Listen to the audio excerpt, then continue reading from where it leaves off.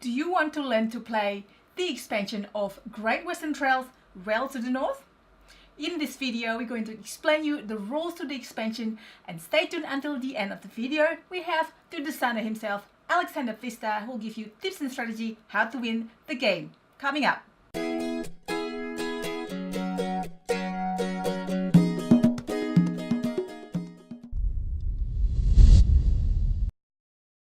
Hi, it's Stella from Meeple University, bringing you a variety of quality board game videos.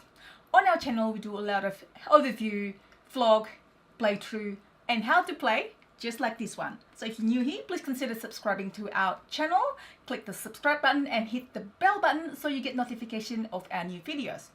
This video exists thanks to our Patreon supporters who voted on our monthly poll on what video for us to make. And they voted Great Western Trail's Rails to the North expansion. So please check out us on Patreon. I'll put the link in the description below. Now let's get to Tarrant explaining the rules.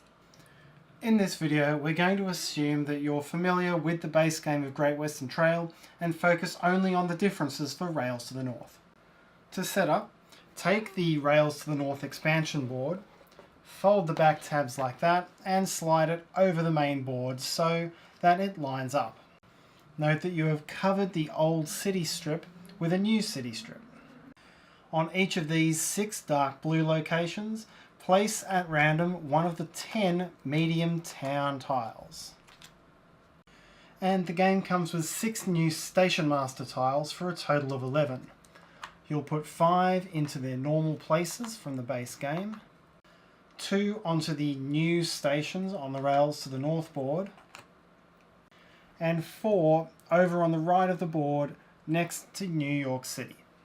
To finish the player setup under Rails to the North, each player takes this board extension showing a 6th auxiliary action and adds to it 1 disc and 15 little houses known as branchlets.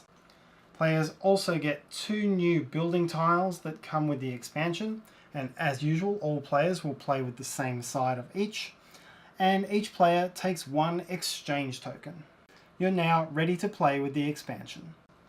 The simplest feature of the new expansion is the exchange tokens, and players start the game with 1 and can collect them through some of the expansion actions in the game. Players can hold as many of these at one time as desired. At any point in time, including during an action or on another player's turn, a player may spend an exchange token in order to draw 2 cards from his or her draw deck, look at the full hand, and then discard any 2 cards from it. These can give players good flexibility to try to get the perfect hand at just the right time.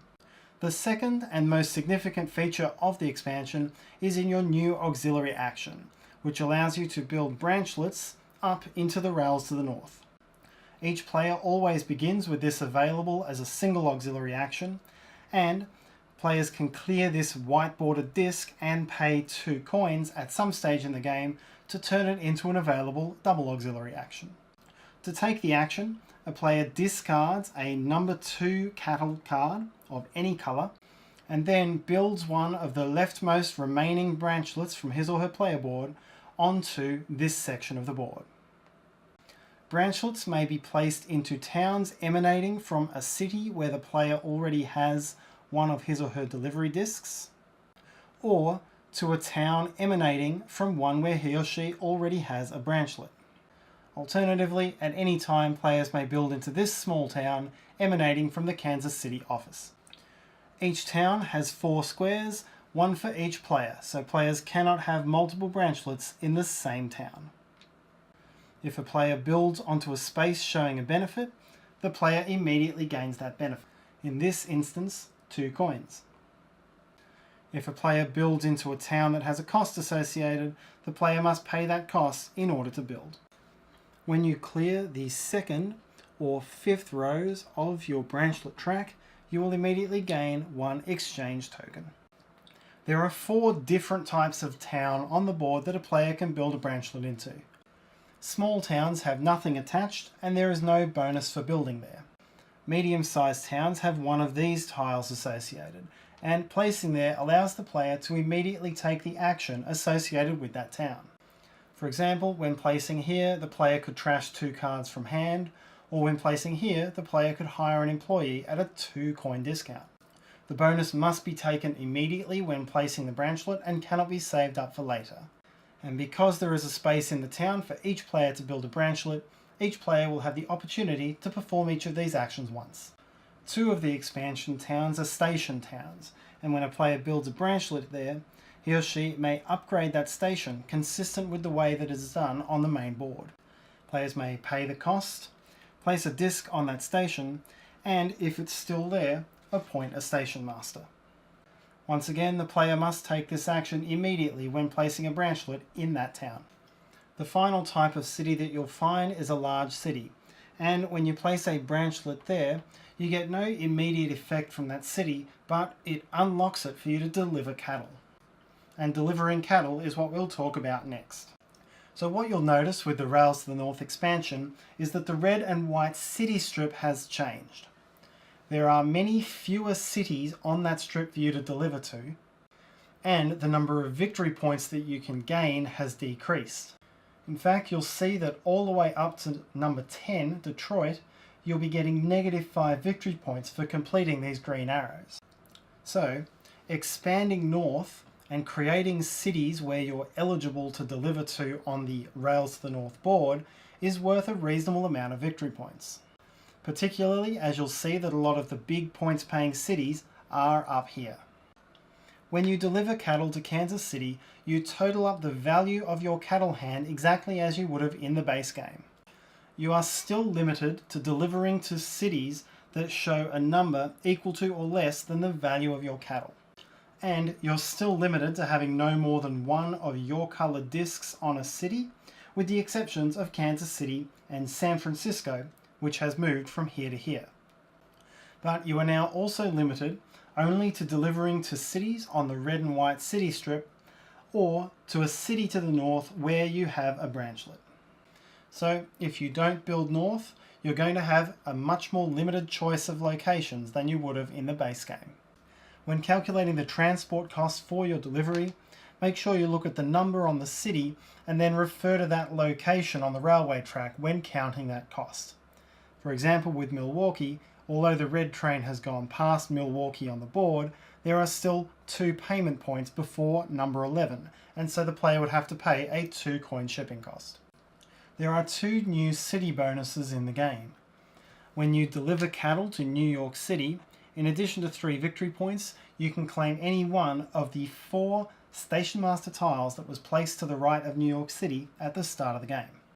You do not have to replace it with one of your employees as you would with other Station Master tiles.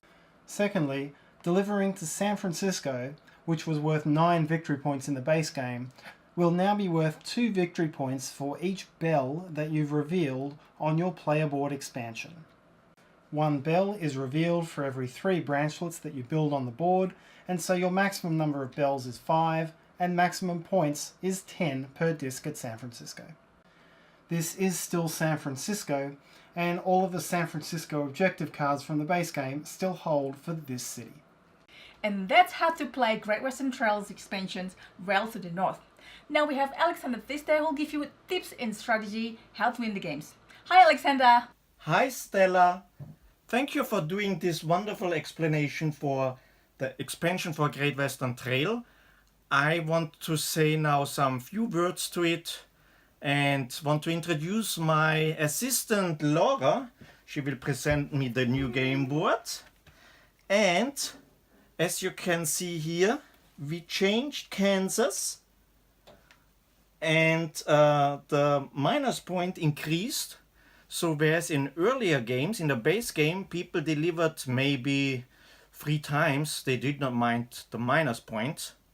And now I think it's not a that good choice to deliver more than 1 time here. I even prefer to make another first delivery, maybe Chicago, because Chicago only needs 6 delivery points. That's not much. You can do this in the first round. And then you have access here up to Denver, which costs you 8 delivery points.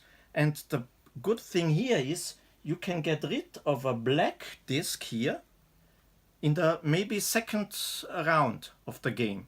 Yeah, in your second delivery you can get rid of a black disc here and you can increase your hand size there. So that's a nice, I think, opening for Great Western Trail. Furthermore, you have a connection here to the east, and I also want to point out this interesting spot where you can deliver a black disc. It costs you a lot of money, but also gives you a lot of points. And you can get here an interesting station master tile. So this is another good strategy for your beginning.